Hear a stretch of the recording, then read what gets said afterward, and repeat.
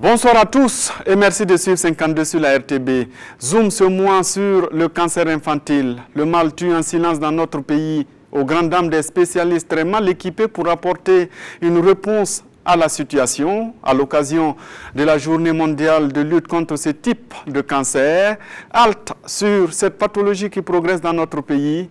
Le cancer des enfants, un tueur en silence, c'est le grand reportage de Ahadi Sandamba que nous retrouvons juste après l'élément pour un entretien.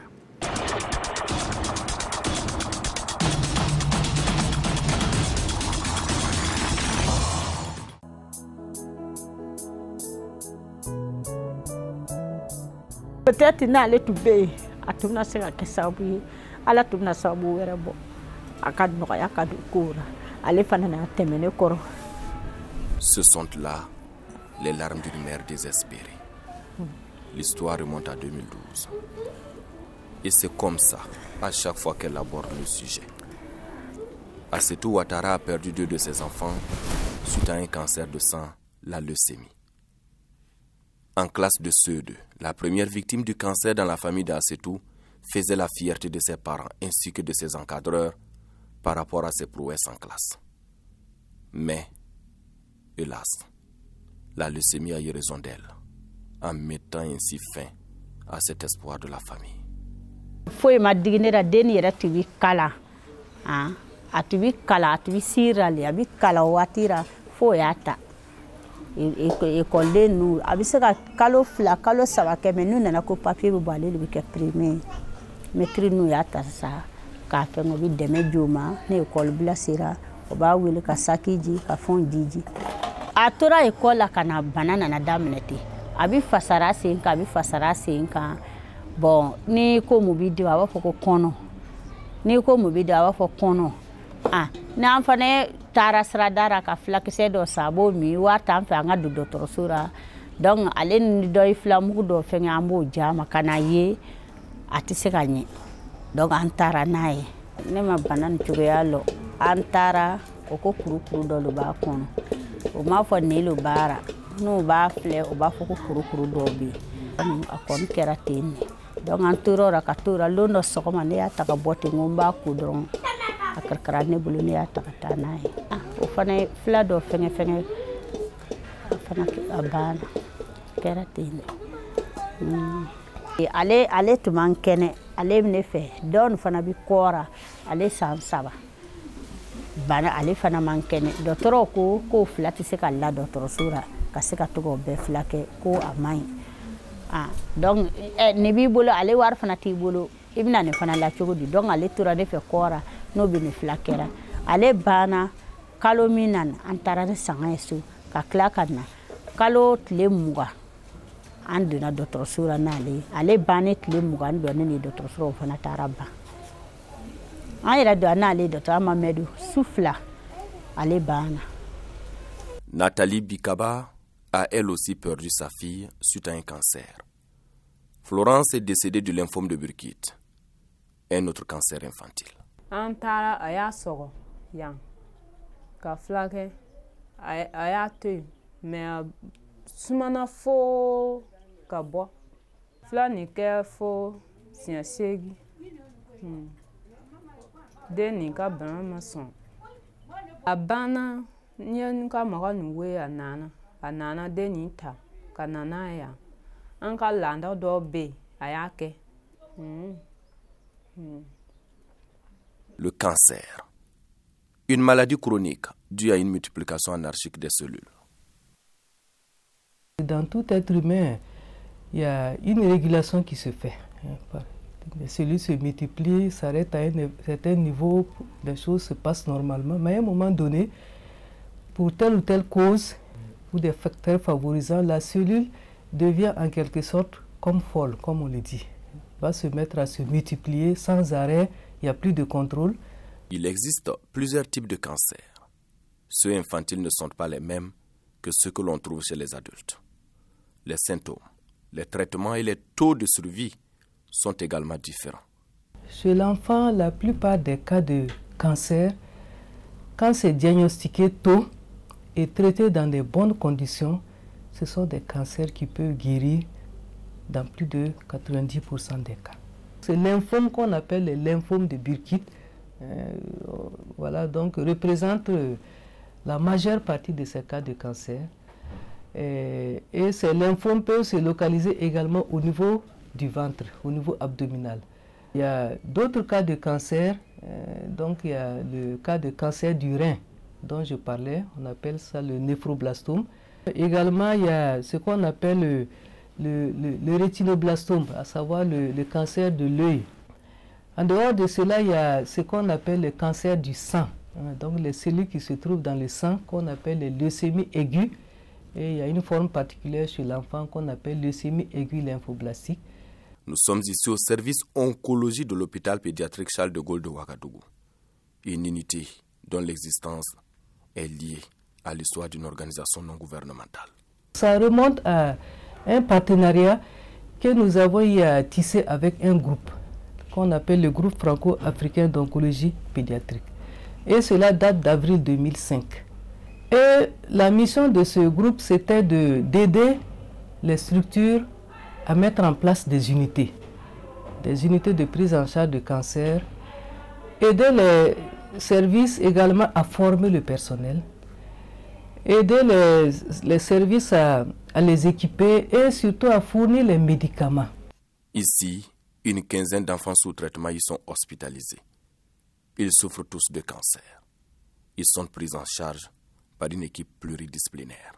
Donc il y a les pédiatres, il y a les chirurgiens, il y a les anatomopathologistes, il y a les radiologues, les hématologues, les spécialistes en laboratoire, bactériaux, viraux, etc. Donc l'imagerie, je pense que j'en ai déjà parlé. Donc tout ce monde fait partie, la pharmacie, les psychologues. Quelles peuvent être les causes de ces cancers infantiles?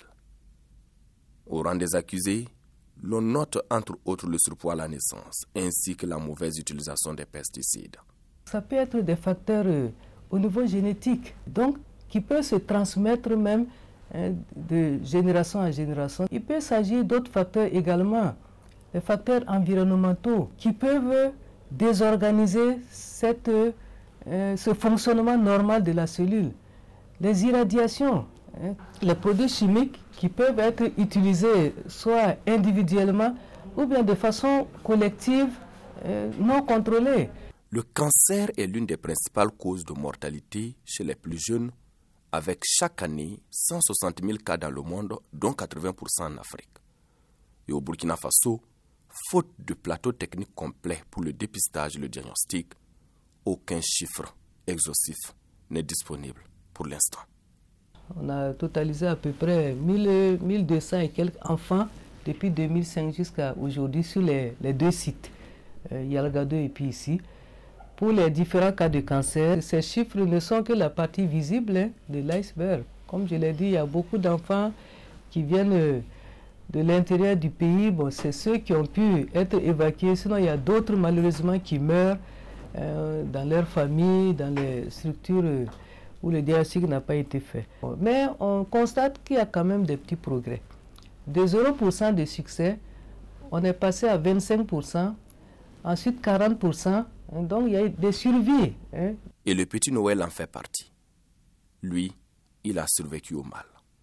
Il est tombé malade du lymphome du Burkitt au CE2. Aujourd'hui, la santé retrouvée, Noël est en classe de CM2 avec une année scolaire de perdu à cause du traitement. On a fait au moins 4 mois là-bas. Et on nous a laissés. Et puis on nous a dit, bon, que on aura à revenir à Bobo chaque mois. On a fait ça 1 an. On nous a dit de faire 3 mois. On a fait ça 1 an. On nous a dit de faire 6 mois. On a fait ça aussi 1 an. Ça reste, on a dit que maintenant, on va faire 1 an de venir, on va visiter, et puis ça sera. S'il n'y a pas de problème, on va nous laisser. C'est un traitement à soins intensifs de longue durée, 6 à 12 mois. Mais il faut préciser qu'il y a des malades qui viennent en ambulatoire. Ils ont été traités, ça va beaucoup mieux, et on leur donne des rendez-vous périodiques pour poursuivre le traitement. C'est-à-dire la chimio n'est pas terminée, mais ils rentrent chez eux et ils viennent sur rendez-vous. Comme il y a ceux aussi qui sont considérés en rémission, c'est-à-dire le traitement est fini, mais il faut les surveiller pendant un certain nombre d'années pour les déclarer enfin guéris, entre guillemets. Par exemple, pour les leucémies, il faut attendre 5 ans pour déclarer qu'ils sont effectivement guéris. Donc, nous sommes toujours dans le suivi. Et pour les parents, la pilule est sans doute difficile à avaler. Au début, ça n'a pas été simple. Le fait d'apprendre même que l'enfant souffrait d'une forme de cancer, ce n'est pas simple pour un parent. Surtout quand son fils est jeune, ce n'est pas simple. Honnêtement, ce n'est pas facile. Parce que tu vois, quand ton milieu de vie se restreint à l'hôpital, c'est une forme de prison en quelque sorte. Ce n'est pas simple. Franchement, ce n'est pas simple, mais bon, on essaie de s'adapter. Théoriquement, on dit que c'est 6 mois qu'on doit rester interné ici. Souvent, il y a des problèmes au niveau de la numération.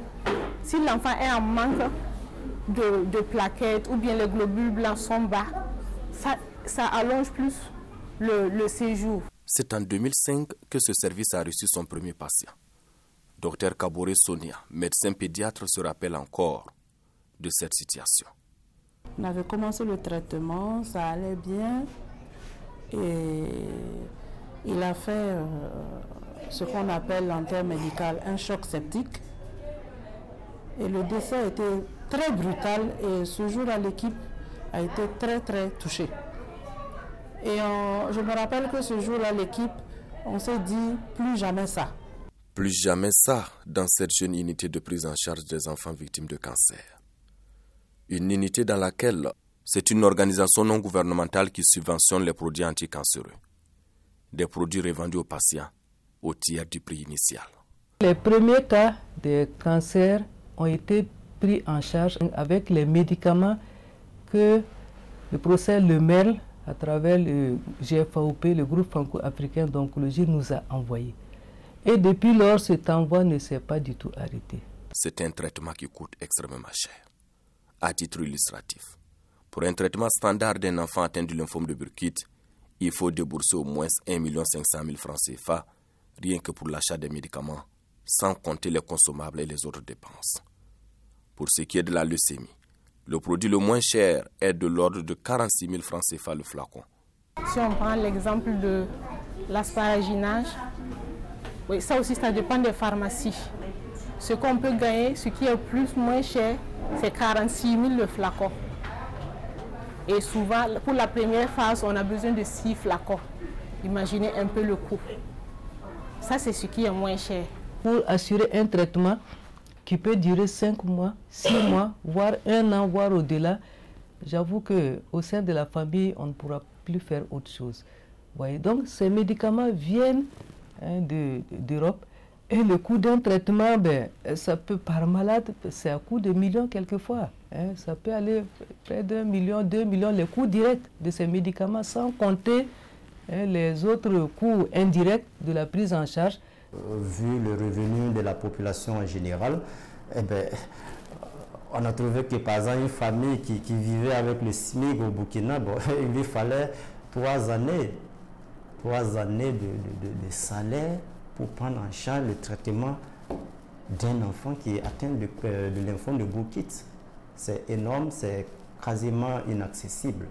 De quoi donc ruiner les parents, surtout ceux à revenus moyens. Et ce n'est pas le père du petit Noël qui dira le contraire. Dans cette histoire, il a perdu son autonomie financière.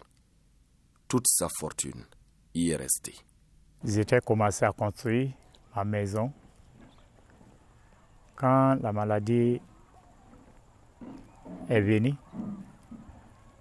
donc j'ai laissé la construction de ma maison parce que les soins de mon enfant m'ont coûté beaucoup. C'est tout mis, mais bien, dans le médicament. Et aussi, ce n'est pas ça seulement. J'avais 4 baies de labour. J'ai vendu 2 à cause de cette maladie pour pouvoir soigner mon enfant. La vie de l'enfant vaut mieux que la maison. La santé de l'enfant vaut mieux que la maison. Donc, nous avons dit, lɔgɔ kɔnɔ 5 heures lɔgɔ banda yɔrɔ m'o bɛ feere kɛ yɔrɔ m'o tɛ ne lɔ o da ka dɔgɔ n bɛ taa n b'o fo n bɛ gbɛrɛ a ye ɲa n ma a ye wari di yan o ye papiye di yan ko n ka fila san wari tɛ n bolo dɔ fana b'a minɛ ka filɛ a bɛ 40 di dɔ bɛ 100 di donc n'a wari dafara n bɛ don ka fila min san. Face à une telle situation, certains parents, après avoir épuisé toutes leurs ressources, n'ont eu d'autre choix que d'abandonner la lutte. Nous, on est partis à rencontrer beaucoup. Et il y a beaucoup qui sont venus nous trouver là-bas aussi. Et ceux qui sont venus nous trouver, il y a beaucoup qui ont fui à cause du manque de l'argent. L'enfant n'est pas guéri, mais il fuit la nuit. Voilà, quand les enfants ont dormi seulement, tu vas voir qu'ils ont attaché leurs affaires et puis sorti. Et puis c'est comme ça. Mais à côté des parents et des praticiens de la santé, des associations tentent d'apporter elles aussi du réconfort aux patients. Dans le cadre de l'association, nous avons fait des campagnes de sensibilisation. Nous soutenons aussi l'hôpital pédiatrique quand ils nous font appel. Nous essayons de leur apporter un soutien financier pour le bilan initial, pour détecter le type de cancer dont souffrent leurs enfants.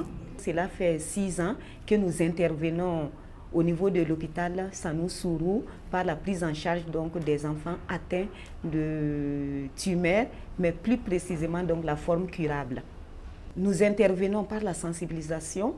Ensuite, nous intervenons par l'achat des anticancéreux antibiotiques. On est aussi nous intervenons donc dans les frais d'examen médicaux. C'est un soutien qui a sorti beaucoup de parents d'affaires. Olu papier ntasa ko ne ka papier ni jine yaji tara plan sangana donc ko ni ona ni papier ni mi se ka misa ni se ka misa na le temna bana mene donc akera tini donc ni afana nana fo den yere be pressé ano bi docteur sora baranda wa le muru wa nigla fe anta ye donc ni silbi bina abi se ka baranda le muru nu nigla fe no sangana jiden ma ne inka ke wele aya fo ko ni wali bana ko ne bi deni takana tanti nana ale bana ko ne bi to kasigi ni fila mankela ale bi to kana ni fila ni. Madame a envoyé le médicament, c'est les mazors là-bas, pour qu'on mette le médicament dans le frigo. Donc, si le moment arrive, bon, on nous appelle et puis on dit que l'association vous a envoyé du médicament. Des fois, le major fait l'ordonnance et puis il nous a dit d'aller donner l'ordonnance dans leur bureau. Quand on parle donner les ordonnances, on associe les ordonnances là pour aller donner. C'est eux qui partent payer le médicament pour venir nous donner. Ils ont fait ça plusieurs fois. Malgré tous ces acquis engrangés, après plusieurs années sur le terrain de la prévention ainsi que de la prise en charge des cancers infantiles, ces associations sont aujourd'hui obligées de réduire leur champ d'action pour faute de moyens financiers. Même au niveau du ministère donc, de la Santé, on n'a aucun appui, aucune subvention. Donc nos fonds proviennent donc de nos partenaires qui sont des partenaires locaux ici à Bobo-Dioulasso. Et ce sont ces fonds, ces petits fonds maintenant que nous mettons ensemble pour acheter les médicaments donc pour nos enfants. Actuellement, on a des enfants qui sont toujours en stomatologie, mais nous avons arrêté donc la prise en charge. On a arrêté parce qu'on n'a absolument plus rien. Nous avons introduit une demande pour avoir une convention avec la pédiatrie. Et si cela est résolu, je pense que ça pourrait aller plus. Parce que notre travail surtout consiste à la sensibilisation. Et nous ne pouvons pas sensibiliser sans le personnel soignant. Et dans nos centres de santé, il y a certes la difficulté d'accéder aux médicaments anticancéreux, mais le pire, c'est que le plus souvent, il y a rupture de ces produits. Le cancer, c'est un phénomène nouveau, mais l'ampleur, elle est nouvelle. Donc, du coup, il faut un temps d'adaptation à cette nouvelle réalité-là. Et c'est très souvent compliqué de pouvoir trouver un fournisseur, de le fidéliser et de pouvoir s'approvisionner à temps. Voilà. Et ça explique aussi souvent les ruptures que l'on constate. Parce que, bon, c'est pas évident de faire entrer souvent certains produits à temps pour les praticiens. Ce pas des médicaments qui sont consommés au même titre que les médicaments du palu. Et là, ça s'explique par le fait que bon, nous n'avons pas assez de médecins oncologues qui fassent le diagnostic. Bon, la consommation est faible, c'est pas parce qu'il n'y a pas le cancer au Burkina, il y a le cancer, mais seulement ces cancers ne sont pas diagnostiqués.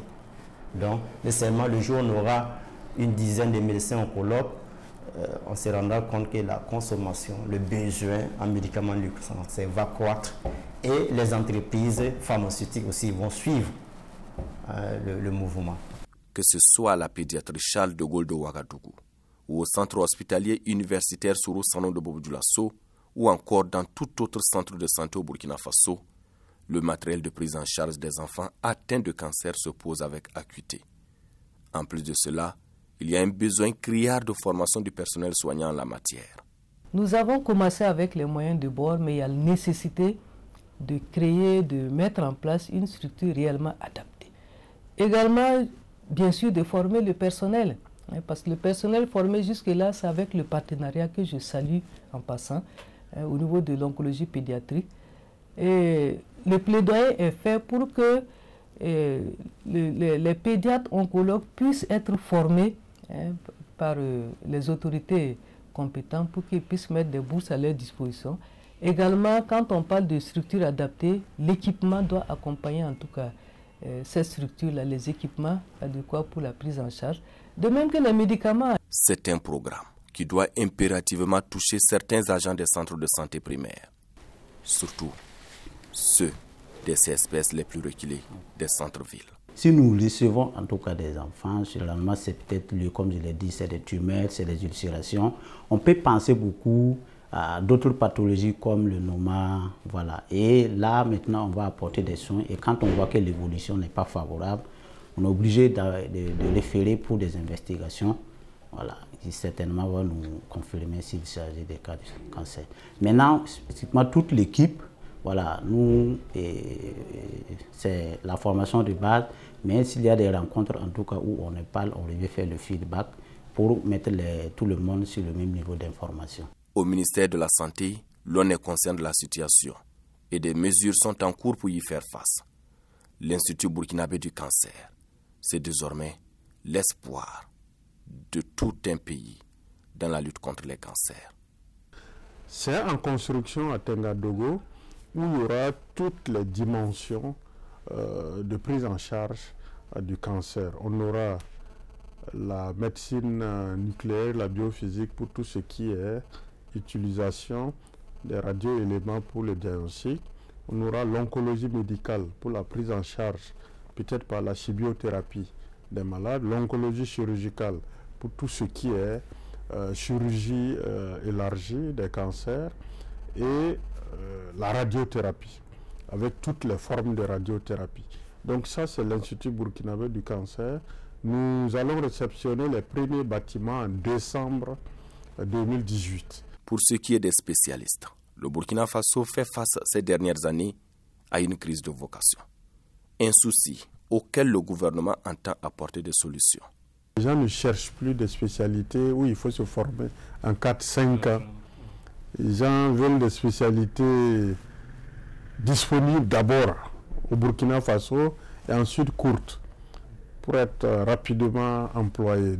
Ce qui fait qu'aujourd'hui, nous avons des bourses, mais à cause de l'ancienneté, on n'a pas de candidats. Donc le gouvernement, par 2 fois, a autorisé que nous recrutions des jeunes qu'on envoie en formation sans cette condition d'ancienneté. Et donc ce qui a été fait l'an passé, cette année, avec la promulgation de la loi 081, la fonction publique a exigé au minimum la titularisation, au moins 1 an de fonctionnariat avant d'être envoyé en spécialisation. Et parmi les stratégies Pour rendre disponibles et surtout accessibles les produits anticancéreux au Burkina Faso, il y a la mutualisation des plateformes pharmaceutiques au niveau de la sous-région ouest africaine, ainsi que l'opérationnalisation du régime d'assurance maladie universelle au niveau national. Si on n'exclut pas les maladies chroniques, il faudra réellement avoir une nomenclature des actes médicaux avec leur coût pour que l'assurance maladie ne soit pas déficitaire rapidement à cause de la prise en charge à grands frais des malades du cancer. Aujourd'hui, si on s'entend entre tous les pays pour acheter ensemble, je pense qu'on peut arriver à réduire les coûts avec le volume de ce qu'on demanderait. Mais les discussions n'ont pas encore réellement commencé. L'appel de Ouagadougou a insisté sur cette façon de procéder et nous allons travailler à réunir un peu les centrales d'achat des différents pays pour leur demander de nous proposer comment acheter en gros les médicaments anticancéreux. Mais en attendant, et surtout, étant donné que la gratuité des soins pour les enfants de moins de 5 ans ne prend pas en compte les cancers pédiatriques, la meilleure façon pour l'instant de lutter contre le mal, c'est la prévention primaire. Dans les pays développés, selon l'Organisation mondiale de la santé OMS, 3 enfants sur 4 atteints d'un cancer survivent au moins 5 ans après le diagnostic initial.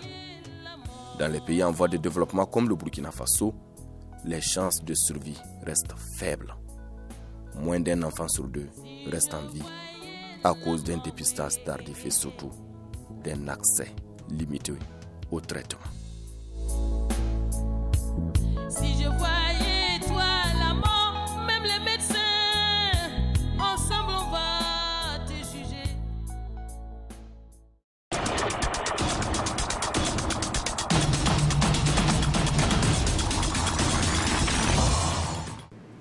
Bonsoir Ahadis Andamba. Oui, bonsoir Simon Gongo. Merci de nous rejoindre sur le plateau des 52 sur la RTB. Vous avez tourné ce reportage, je précise, en mode JRI. Vous êtes journaliste à la RTB de Haut-Bassin. Dites-nous d'abord, qu'est-ce qui a prévalu au choix de ce sujet sur le cancer des enfants? D'accord, merci. Il faut dire le choix de ce sujet n'est parti peut-être d'un constat que j'ai pu faire à travers un reportage. Il y a une association de prise en charge de lutte contre le cancer des enfants à Bobo qui mène des activités chaque année à l'occasion de la journée mondiale de ce fléau, qui a organisé une conférence, je dirais, conférence publique sur la maladie. Et ce jour, il y a des spécialistes de Source-en-Eau qui sont venus dire qu'il y a environ une 50aine de cas de malades qu'ils reçoivent chaque année.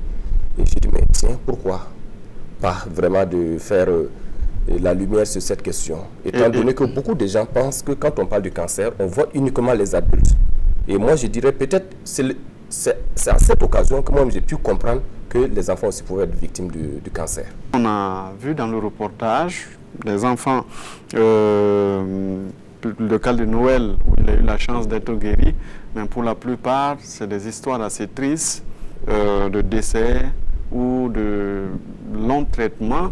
Vous avez côtoyé ce milieu-là dans un contexte où on se demande est-ce que l'émotion ne prend pas le dessus lorsque vous côtoyez ces genres d'histoires sur le professionnel que vous êtes?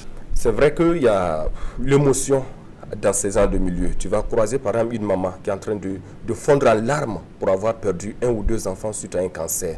Tout ça, c'est vrai, ça nous permet, ça peut prendre le dessus, mais le professionnalisme a toujours prévalu. On a essayé d'aller vraiment de façon objective. C'est vrai, on écoute, on peut compatir vraiment aux douleurs des parents de ces victimes, mais en aucun cas, ça ne peut... Nous sommes allés en tout cas tant bien que mal de façon objective dans le traitement de ce sujet. Et on a vu heureusement qu'il y a, avec les témoignages du professeur Diaraye, qui parle d'un taux de succès dans le traitement de 40% aujourd'hui. On a vu le cas de Noël. Mais est-ce que finalement les parents à leur niveau ne se disent pas que c'est un coup de chance? Parce que quand vous côtoyez plusieurs personnes qui sont parties, vous ne vous dites pas à un moment donné, en réalité c'est la chance. Bon, oui, les parents, quand on prend le cas du petit Noël, effectivement, son papa a dit que par la grâce de Dieu, vraiment, lui, son enfant est revenu sain et sauf. Lui, il est arrivé, il a trouvé des gens sont venus après lui, mais la plupart du temps sont morts. Et il y en a qui sont partis sans avoir fini le traitement parce que vraiment, c'est une maladie dont le traitement est d'une longue durée. Il y en a qui sont partis, il y en a qui sont morts. Pour eux, ils pensent que c'est la chance et aussi le concours des spécialistes. Peut-être au fur et à mesure qu'on avance, on arrive vraiment à avoir des spécialistes qui s'adaptent ou bien qui arrivent à faire quelque chose dans l'avancement du traitement. Et on a vu le papa justement de Noël qui a tout mis pratiquement dans les soins, même si l'enfant est guéri, ce qui est une bonne chose. Après, il faut se reconstruire. Oui. Par exemple, je sais que vous avez vu dans la maison, on a même montré la maison qui est inachevée au niveau dans leur village qui est à Warkoy, dans le Mhoun. Effectivement, il dit il avait déjà tout prévu. Le ciment, il avait l'argent, tout était déposé pour achever sa maison. Mais il était obligé de tout revendre jusqu'au sable et revendre encore 2 de ses bœufs, je pense. Des taureaux il a parlé de voilà, effectivement, pour vraiment se ressaisir. Et aussi avec le soutien d'un certain nombre d'associations, il a pu vraiment venir à bout de la maladie. Et aujourd'hui, il lui reste 1 ou 2 rendez-vous pour qu'on confirme la guérison du Petit Noël. Du Petit Noël. Et vous, lorsque vous avez fait ce reportage, est-ce que vous avez peut-être à un moment donné constaté qu'il y a une part de l'irrationnel dedans? Est-ce qu'il n'y a pas d'accusation en se disant peut-être c'est un sort qui a été jeté à l'enfant?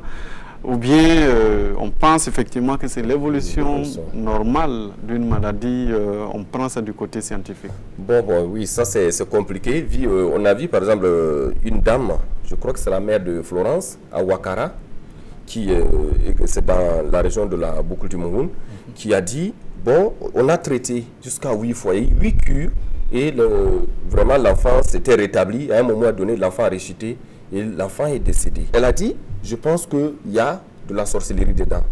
Elle a même accusé, elle nous a même montré la concession de la sorcière, entre guillemets, de l'assassin de son enfant. Elle dit non, il y avait la maladie, mais je pense que c'est un tel qui a mangé mon enfant. Qui est passé par la maladie pour attaquer l'enfant. Et étant donné que c'est une maladie, tous avouent n'avoir jamais rencontré une telle sorte de maladie. Et malheureusement, le professeur Yediara qui tente de donner, vous l'avez dit vous-même, il n'y a pas de statistiques officielles. Non, il n'y a pas de statistiques officielles. Il n'y a pas de... Au Burkina, on a un problème qui se pose à ce niveau. Le cancer pris dans son ensemble, il n'y a pas vraiment de plateau technique en tant que tel. Il n'y a pas de spécialiste oncologue, comme on aime à le dire, en tant que tel, vraiment pour poser d'abord le diagnostic et ensuite passer au traitement. Donc ça fait qu'on n'a pas de chiffres précis. C'est au niveau de la pédiatrie, Charles de Gaulle ainsi que de Yalgado, les chiffres, les malades qui sont passés. Là, on parle du cas de cancer des enfants. Oui, cancer des enfants, plus spécifiquement le cancer des enfants, avec à la tête le lymphome de Burkitt qui vient en majorité dans la plupart des cas. Et on parle de 1200 enfants qui sont passés par les structures. Et ils sont allés au départ de 0% de succès de traitement jusqu'à 40%. Pour dire qu'en fait, il n'y a que là peut-être la partie visible de l'iceberg parce que y a des enfants qui meurent certainement dans les villages en silence, qu'on ne saura jamais est-ce que c'est le cancer, sinon peut-être que le chiffre peut être un peu plus important. Oui, le chiffre est un peu plus important. Je me rappelle, il y a 3 ou 4 années de cela, quand on essayait de comprendre la chose, au niveau de Sourou-Sanou seulement, il y avait environ une 50aine de cas que les spécialistes recevaient chaque année, concernant vraiment les différents types de cancers au niveau des enfants. Nous sommes allés également dans des CSS les plus reculés. Nous sommes allés à Faramana, par exemple, se trouve à une centaine de kilomètres de Bobo-Dioulasso, où je vous dis qu'il y a peut-être des agents de santé qui ne connaissent même pas les signes, les symptômes d'un cancer de l'enfant. Vous avez vu par exemple l'ICP, l'infirmier chef de poste, qui a dit, effectivement, il y a des cas qui arrivent à leur niveau. Ils confondent ces symptômes au noma. Parce que le lymphome de Burkitt, c'est quelque chose qui attaque ici, au niveau de la face. Eux, ils confondent au noma, et ils essaient de traiter, et quand ça ne va pas, ils réfèrent. Le temps d'arriver au spécialiste, c'est trop tard. Peut-être il y a des cas qui arrivent aux spécialistes, on les revient, on leur fait le feedback, dit bon, écoutez, le malade que vous avez envoyé il y a 2 ou 3 mois de cela souffre de tel ou tel cancer, tel type de cancer, mais il y a peu de chances même que le malade arrive à un diagnostic. Merci à vous, Hadis Andamba, d'être venu sur ce plateau, nous apporter toutes ces précisions.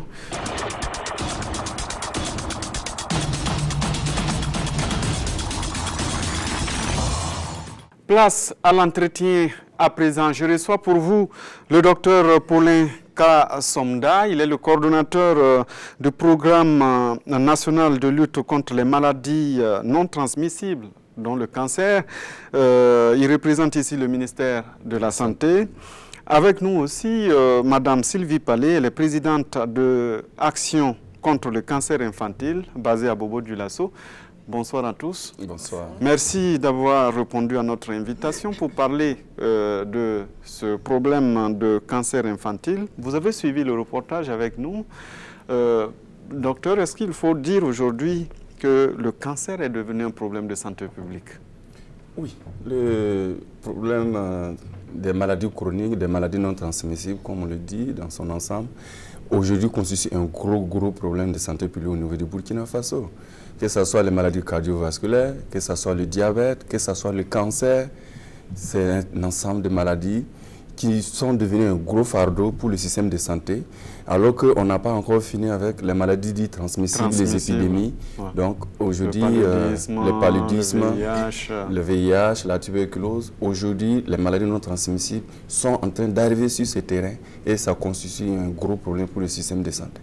En tout cas, Madame, parlez-vous sur le terrain, comme on a vu dans le reportage, vous constatez au quotidien la souffrance des populations. Ça fait maintenant 7 ans que l'association existe, mais je vous avoue que pour la prise en charge, nous n'arrivons même pas à nous occuper de la moitié donc, de nos malades. C'est pour dire quoi? Que le cancer gagne du terrain.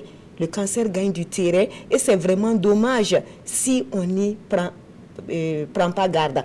Et encore, la majeure partie même des cancers infantiles donc, sont curables. Quand on prend le lymphome de Burkitt, dans le documentaire, donc, on a eu à le souligner, le lymphome de Burkitt est curable. Mais maintenant, pour arriver à un résultat, il faudra aussi que les malades viennent à temps. Donc j'espère qu'on va revenir. Allons-y, venir à temps, c'est ça véritablement le problème, parce qu'on a l'impression qu'on est très peu informé sur ces cas de cancer finalement dans notre pays, on n'en parle pas assez. Oui, effectivement, on n'en parle pas assez. Et moi, je remercie encore le journaliste d'avoir vraiment touché même à ce point très important. Qu'est-ce que vous voulez? Les malades, certes, ne sont pas au courant, mais les premiers responsables même qui devraient peut-être conduire les malades vers les grands centres ne sont pas au courant et malheureusement. La plupart donc de nos malades que vous avez vus sur le documentaire, ils ne sont pas bobos. Voilà, ils viennent donc des milieux ruraux. Et cela veut dire quoi? La plupart du temps, c'est-à-dire que ce sont des gens qui passent d'abord par des CSPS. Très bien. Bien avant même les CSPS, s'il vous plaît, M. Gongo. Bien avant même les CSPS, ils commencent d'abord chez les praticiens. C'est normal. On est dans une Afrique un peu traditionnelle. Ils commencent d'abord par les praticiens. Et s'il n'y a pas de résultat maintenant, ils vont dans les CSPS. Et l'infirmier ou le major donc, qui les reçoit, il pense d'office à une autre maladie. Donc, raison pour laquelle donc, les malades, quand ils arrivent maintenant vers les grands centres, souvent c'est un peu tard. C'est un peu tard parce qu'ils viennent à un stade où le praticien a du mal même à classifier donc ce... Docteur Somda, le praticien lui-même, on va dire, quand on dit praticien, il ne s'agit pas forcément du spécialiste, mais on veut dire les agents de santé. Voilà, eux-mêmes, malheureusement, n'arrivent pas oui, en fait, la problématique, c'est quoi? Les maladies non transmissibles. On est formé un peu plus actuellement pour lutter contre les épidémies, les maladies transmissibles, j'ai dit. Je ne dirais pas que c'est du nouveau qui est en train d'arriver, mais c'est des maladies qui sont de plus en plus fréquentes maintenant dans nos formations sanitaires. Parce qu'avant, on avait l'impression que ce sont des maladies de l'Occident. On n'avait pas le plateau pour les diagnostiquer, on n'en parlait pas. Donc, les gens n'étaient pas beaucoup plus orientés à cela. Mais de plus en plus, le phénomène est ressenti et le ministère en a fait un cheval de bataille parce qu'on vient de mettre en place une direction de prévention et de contrôle des maladies non transmissibles transmissibles. Il y avait un programme depuis 2013 qui était en place, le programme national de lutte contre les maladies non transmissibles. Et on a vu qu'il faut élever ça au niveau d'une direction avec vraiment une ligne budgétaire, un engagement avec des ressources. Et la conséquence sera quoi? Est-ce que dans les centres, dans les écoles de formation, désormais... On reviendra sur les curricula de formation, de base, de formation continue, revenir sur ces maladies non transmissibles. Il y a un ensemble de paquets de soins même qu'on est en train de préparer, un ensemble d'interventions par rapport aux maladies non transmissibles qui sera enseigné au niveau périphérique pour qu'ils dépistent à temps ces maladies non transmissibles, mais l'accent c'est sur la prévention. La sensibilisation justement, parce que le problème se trouve à ces maladies non transmissibles, c'est d'intervenir au maximum sur la prévention. On est habitué ici, tant qu'on n'est pas couché malade, on ne pense pas qu'on a un problème de santé. Donc il faudrait qu'on puisse sensibiliser la population. Ces maladies non transmissibles, le cancer c'est quoi? Le professeur en parlait tout de suite. C'est lié surtout à l'environnement, j'allais dire à notre comportement. Donc c'est d'agir sur notre comportement à travers l'alimentation. Oui. L'alimentation, les pesticides, ici on en a parlé. Il faut qu'on revoie l'utilisation de ces pesticides dans des conditions de sécurité. Si on ne travaille pas sur ces mesures de sécurité environnementaux, alimentaires, alcoolisme, tabac, ce sont les principaux facteurs de risque qui nous conduisent aux maladies non transmissibles, donc au cancer. Il faudrait qu'on puisse agir dessus. Donc il faut vraiment qu'on mette l'accent sur la sensibilisation. Dans le reportage, on l'a dit, la prise en charge coûte extrêmement cher, qu'il est mieux d'aller dans la prévention. La meilleure médecine, c'est de prévenir. Donc, il faudrait qu'on travaille beaucoup plus sur la prévention. Et ça interpelle tout le monde, la population, les communicateurs, qu'on change nos comportements, qu'on adopte des comportements sains pour pouvoir éviter ces maladies non transmissibles. Vous avez parlé de la prise en charge tout à l'heure. Lorsqu'on regarde dans ce reportage-là, on voit les associations. On a vu par exemple à la pédiatrie Charles de Gaulle, c'est des aides extérieures qui interviennent pour la prise en charge des enfants, mais nulle part on a vu l'apport de l'État, aussi bien dans le soutien peut-être des associations pour la sensibilisation, ni même dans le soutien aussi des centres de santé pour la prise en charge. Oui, j'allais dire c'est débutant par rapport au cancer, mais déjà il faut dire qu'il y a les ressources humaines, que le ministère de la Santé, le ministre le disait, essaie déjà de mettre des bourses à la disposition des médecins ou des infirmiers pour les former par rapport à la prise en charge du cancer. Sauf que dans le cadre du cancer, il semblerait, en tout cas selon certains spécialistes, oui, au-delà de la durée de la... On a 4 pédiatres oncologues, 2 à Yalgado, 1 à Charles de Gaulle. Il y a un qui vient d'arriver à Bobo, c'est pour ça que jusque-là, il n'y a pas encore une unité de prise en charge au niveau de Bobo. Mais d'ici là, on va travailler à ce qu'ils puissent également avoir aussi une unité de prise en charge des cancers de l'enfant au niveau de Bobo. Et sur les moyens, parce que là, c'est les ressources humaines. C'est les ressources humaines, les moyens également, les plateaux techniques. Le plus souvent, c'est déjà des diagnostics. Il faut pouvoir le faire, soit c'est les leucémies, c'est les lymphomes, on peut les voir à travers soit les numérations fourmis sanguines. Il faut que le plateau technique permette déjà de faire ces numérations. Il faut que les agents de santé soient sensibilisés, soient briefés pour diagnostiquer, pour dépister. Et surtout savoir qu'il y a des structures de prise en charge. En fait, il faut souvent se dire que c'est quoi? Quand il se dit qu'il n'y a pas une structure de prise en charge, il fait le diagnostic, il fait quoi avec le malade après? Et vu le coût aussi, souvent les parents auront tendance à se rétracter. Donc, c'est déjà mettre parce qu'on a vu effectivement des parents qui sont venus avec des enfants. Il faut travailler déjà à améliorer l'offre, qui sont rendre l'offre disponible et informer les agents de santé, la population que l'offre est disponible et les orienter vers ces services de santé. Je pense qu'on est déjà à ce niveau. Le ministre parlait déjà même la construction d'un centre spécialisé au niveau de Ouaga. On va revenir sur la question de la politique aujourd'hui, mais je voudrais que vous réagissiez justement sur la question parce que vous êtes au quotidien sur le terrain, vous souffrez avec les malades et on a vu que vous-même vous intervenez pour prendre en charge un certain nombre d'ordonnances. Jusque-là, vous remarquez aussi l'absence de l'État. Effectivement, depuis que nous avons commencé la prise en charge, on n'a jamais reçu quoi que ce soit de la part de l'État. C'est vraiment déplorable, mais cela fait maintenant 7 ans que nous sommes sur le terrain.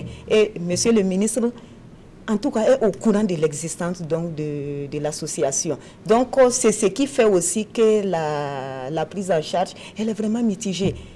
Elle est mitigée parce que à quoi ça sert donc de démarrer une cure ou bien tout en sachant que l'association ne pourrait pas aller donc jusqu'au bout. Surtout que dans ce genre de maladie, il y a des délais qu'il faut suivre. Lorsque vous prenez tel traitement, à 2 mois ou 3 mois, il faut forcément prendre, sinon vous repartez de zéro.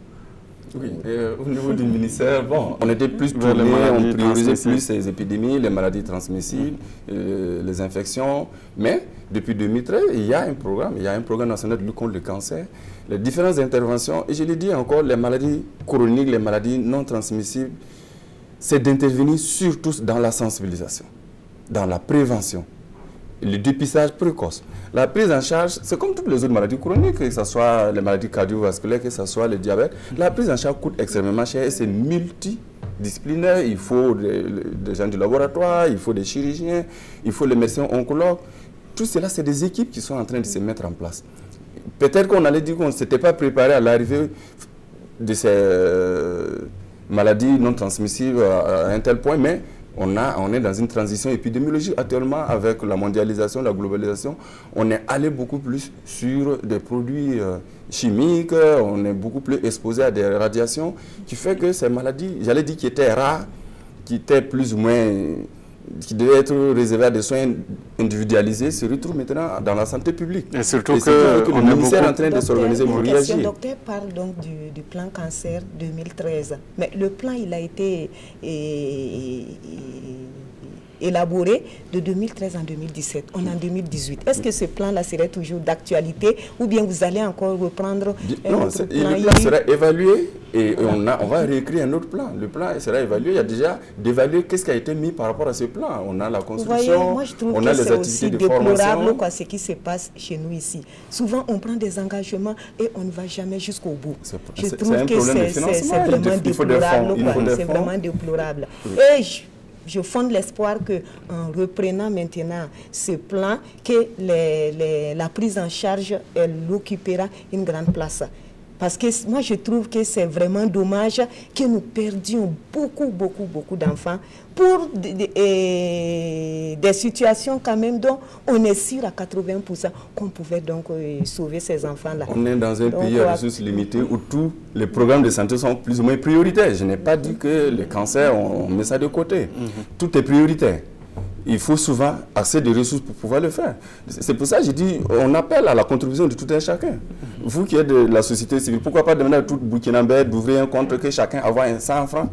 Si on collecte 100 francs de 20 millions de Burkinabés, on aura de quoi payer les médicaments, rendre ça accessible, parce que ça a un coût. Est-ce qu'il ne faut pas peut-être aussi que l'État donne l'exemple? Il faut de plaidoyer. L'État s'engage déjà avec l'amélioration du plateau technique, les ressources humaines à disponibiliser.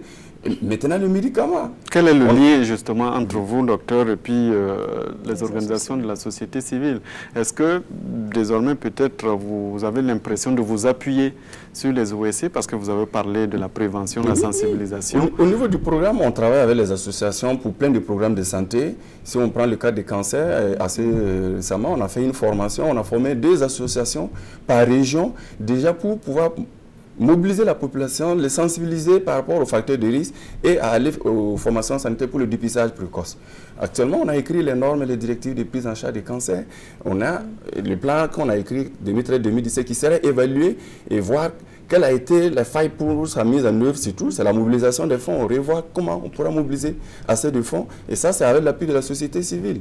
Tout ne peut pas être fait forcément par, j'allais dire, le gouvernement, le ministère, mais c'est tout un chacun, tout Burkinabé. Il faudrait qu'on revoie, si on prévient au maximum, si on est sensibilisé à ne pas s'exposer aux facteurs de risque, et on va diminuer la charge de nos formations sanitaires qui croulent déjà, j'allais dire, sous le paludisme, les infections.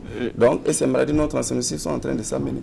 Ça demande une réorganisation totale. Vous êtes interpellé à ce niveau-là parce que il vous faudra aussi, là on vous voit intervenir justement dans les centres de santé, mais est-ce que sur le terrain, vous allez sur le terrain de la sensibilisation aussi? Vous savez, M. Gongo, nous dans notre plan d'action, on a un volet prévu donc pour la sensibilisation. Mais maintenant, vu qu'on n'a pas un appui de la part du ministère de la Santé, on n'a pas donc d'appui extérieur, de partenaires extérieurs. Donc les fonds que nous collectons, plus de 80% de ces fonds-là sont mis maintenant pour les frais d'examen et puis en même temps pour l'achat des médicaments. Sinon, nous sommes bel et bien conscients que la sensibilisation est un maillon très très important donc, dans la prise en charge. Il faut qu'on puisse sensibiliser nos populations dans nos comportements. C'est la fumée, c'est la cigarette. C'est les huiles frulatées, c'est les alcools frulatés. Aujourd'hui, on s'adonne à n'importe quel alcool qu'on prend pour être mieux, je ne sais pas. C'est des huiles, on ne sait pas d'où ça provient. On ne fait pratiquement plus de sport, on est sédentaire. On connaît les facteurs comportementaux qui nous conduisent à ces maladies chroniques, à ces maladies. Il est bien vrai qu'il y a quelques prédispositions génétiques, mais c'est surtout lié à notre comportement. Et c'est de travailler à agir surtout sur ça pour qu'on change de comportement. Donc là, il faut vraiment compter sur la société civile. C'est autour de 1 500 000, 2 millions pour une rémission. Quand on parle de guérison, c'est entre guillemets, c'est pour une rémission. Parce que les récidives sont possibles. Donc c'est pour une rémission, il faut entre 1 500 000, 2 millions, connaissant le coût de vie du Burkinabé. Combien de Burkinabés peuvent vraiment se prendre en charge? Ouais, parce que dans le reportage, on a vu l'estimation avec quelqu'un qui a que le SMIC par mois. Il faudra 3 ans minimum pour assurer. Et là, c'est quand il accumule tout. Donc il ne mange pas, il ne se déplace pas. Et ça, c'est le coût direct. Quand on n'a pas les ressources, c'est ce qui n'est pas possible, comme ce que vous faites, par exemple, avec les maladies infectieuses ou les maladies transmissibles de façon globale, mobiliser les partenaires financiers et beaucoup plus les ONG qui interviennent dans le domaine vers peut-être le soutien des organisations de la société civile, si c'est possible par exemple dans le domaine du sida ou dans le paludisme. Est-ce qu'il n'est pas possible quand l'État prend les devants pour peut-être négocier C'est au niveau mondial que la stratégie est carrément lancée. En fin d'année, en novembre précisément, il y aura même une rencontre au niveau de l'Organisation mondiale de la santé pour interpeller encore tous les pays par rapport aux interventions à mettre en œuvre et aux partenaires, comment appuyer sur tous les pays à ressources limitées dans la lutte contre ces maladies non transmissibles. En tout cas, depuis 2006, je pense que l'OMS a vraiment pris les bras à bras le corps le problème et c'est en train de bouger aussi bien au niveau des pays qu'au niveau mondial. Madame Palais, là vous vous dites qu'il y a de l'espoir peut-être d'engranger un peu de ressources pour aller plus loin dans votre lutte.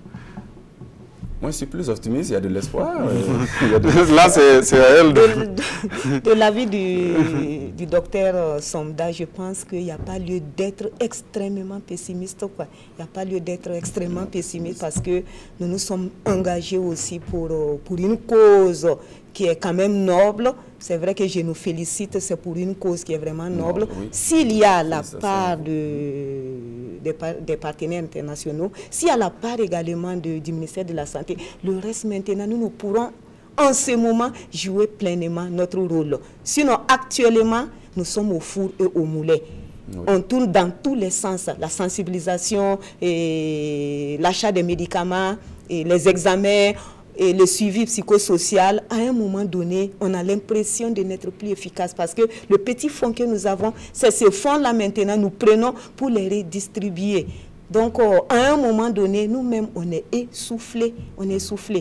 Docteur Somda, le ministre a parlé dans le reportage de ce centre-là, qui doit être construit. Le volet radiothérapie sera réceptionné en décembre 2018. On s'est dit que cette année, en 2019, ça va être fonctionnel. Donc, pour la partie radiothérapie, pour la partie, j'allais dire médicamenteuse, qu'on aime dire la partie oncologie, il y a déjà une unité de prise en charge au niveau de Yalgado avec 2 pédiatres oncologues, une unité de prise en charge au niveau de Charles de Gaulle avec un pédiatre oncologue. Bobo, je dis bientôt avec Dr Kissou qui est rentré. On verra comment également aussi mettre en place une unité de prise en charge du cancer de l'enfant au niveau de Bobo Gilasso. D'accord, mais est-ce que vous avez à peu près une période pour la mise en place donc, de ça nécessite de mettre en place une équipe, ça nécessite d'avoir les médicaments sur place. Avant la fin d'année, ça sera fait. Parce que moi, nous, au niveau de notre association, on a l'impression que Bobo est vraiment mis carrément de côté. Nous, on est vraiment oubliés parce que le GFAOP qu'on a suivi dans le documentaire, le GFAOP, voilà, le groupe franco-africain d'oncologie pédiatrique, et à Ouagadougou, ça fait quand même un bon bout de temps. Ça fait un bon bout de temps. Donc, du coup, les malades donc, au niveau de Charles de Gaulle, si j'ai bien suivi le documentaire, la plupart des médicaments donc est subventionné. Par contre, au niveau de Bobo, nous, c'est vraiment la croix et la bannière. C'est nous-mêmes, on achète tout. On achète tout, même les antidouleurs, les antibiotiques. Les malades, à un moment donné, ils viennent, même sans l'argent des seringues, ils ne peuvent plus. Donc moi, j'aimerais savoir maintenant à ce niveau, ce serait quand pour eux? Non, le cri de cœur, c'est de... Oui, c'est un cri de cœur qu'on va prendre en compte, mais il dit déjà qu'il fallait, quand on parle du plateau technique, il faut déjà les ressources humaines. On vient d'avoir un pédiatre oncologue au niveau de Bobo.